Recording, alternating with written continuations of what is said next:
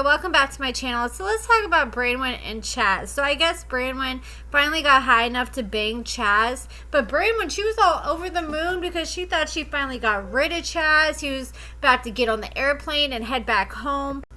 That excitement was short-lived though when Chazz decided to call Branwin and inform her that he decided to change his flight and he decided to stay another night because he didn't have a good feeling about how things left off. I guess his blue balls were too much for him to handle and Chazz had to give it one more go, which I don't understand why he keeps doing this to himself, but at the same time, I guess this is his way of attempting to get answers from Branwin since she refuses to woman up and be honest with him about anything, and she likes to avoid serious conversations at all costs. So after Branwin found out that Chazz canceled his flight to try to hang out with her, her whole day was ruined. She was so annoyed. She was rolling her eyes. And Chazz, you can already tell that Branwin isn't feeling it. So he tried to sugarcoat it. And he's like, you know, how about we just go talk? I just need a couple minutes with you. Just give me a couple minutes and I'll leave you alone. But every time Chazz asks for just a few minutes, it ends up with him in a hotel room with a heart on, begging her for a little touchy feel or just for him to let her stick the tip in. Like, yes, I know Chazz wants to finally bang his wife because they're married, but at the same time, I'm kind of convinced Chazz must be thinking like Deontay, like, I'm about to give this girl a night she'll never forget, and think that's going to suddenly bring him and Branwin closer together. Like, he thinks he's going to put some type of spell on her or something, like Kevin be out here doing with all these chicks, but that's not going to work because Branwin looks at Chazz as a trick, and that's all it is. So Branwin, she was hella pissed off. She was slamming her books around, throwing a fit because she had to see Chazz once again. She couldn't just chill and do her homework and enjoy her high in peace. And she kept reiterating that she didn't want to talk about the whole moving situation anymore because she already agreed to go to Kentucky. But it's like, girl, you are moving across the country into this man's house. This is something that should be talked about. Plus, if you were really serious about the situation, you would think you'd want to talk about it so you would know all the details. So Chazz went, he picked up Branwin from some like coffee shop or some little food place she was doing her homework at, and they decided to go to a park down the street to talk. And Chazz explains to Branwin that he can tell something's off or missing, and he's trying to figure out what's wrong and what he can do to fix it. And of course, Branwin refused to put on her big girl panties. Like, Branwin just needs to grow up at this point. Like, you can't just keep saying, I don't want to talk about to everything that makes you feel uncomfortable. Like, sweeping stuff under the rug isn't going to help anything.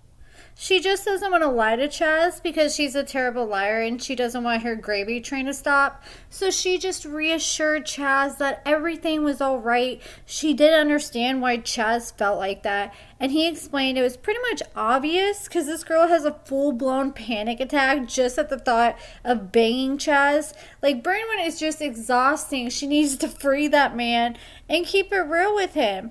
But I also have a hard time believing that Chazz is also so naive and clueless that he doesn't notice, like, Branwin nodding out all the time. I think he just chooses not to say anything because he doesn't want to stress her out.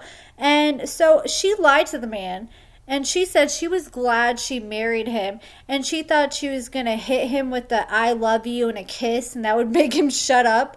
But after that, little Chazzy got excited. And he wanted to make Branwin back to the same hotel they went the first time she had a panic attack, which I think is a terrible idea. At least go to a different hotel because that girl is going to walk in the room and have some straight PTSD from last time. So he convinced her to go by saying it's not going to be long.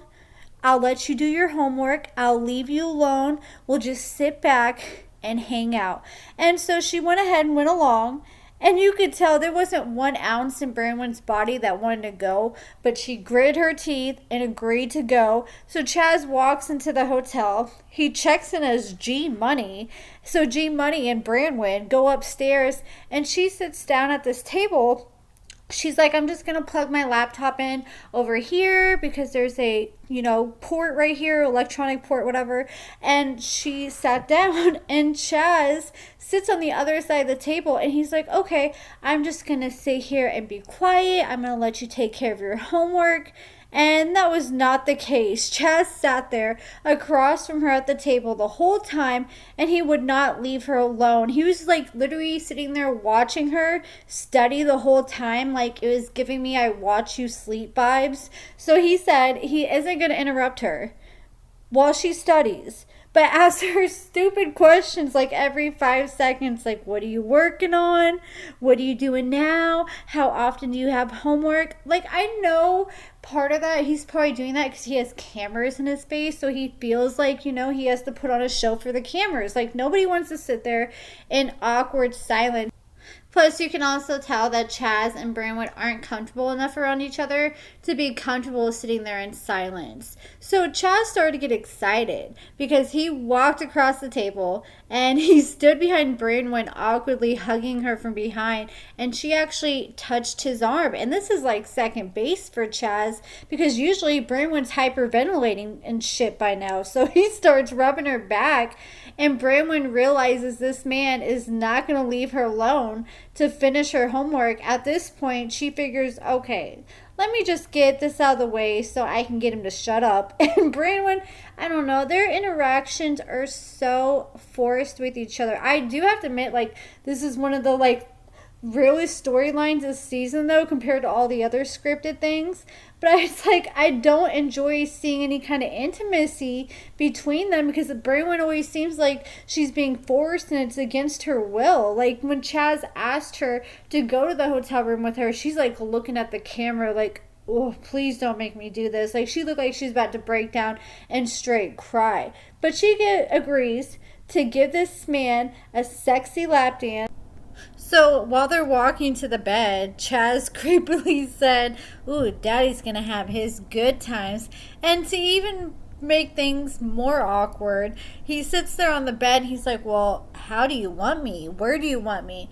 And it's like, Chazz, just stop and get comfortable. Jesus.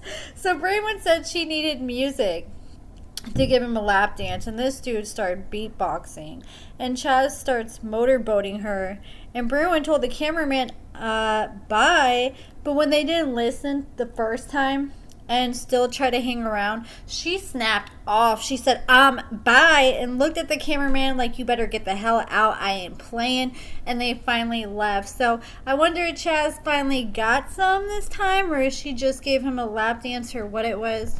But that's it for this video, guys. Let me know your thoughts in the comments below. Make sure you give this video a thumbs up, subscribe, and thank you so much for watching.